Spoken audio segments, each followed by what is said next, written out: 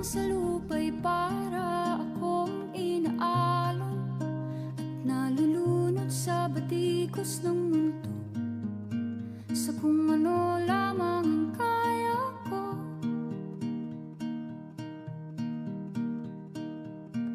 Bigang-biga na sa mga problemang di masolusyonan agad, parang wala nang bukas. Pwede bang umiwas? Hinahanap ang sarili, ngunit di nakakayanan sa ligaw na dinadaanan ko. Saan na to patungo? Saan ako patungo?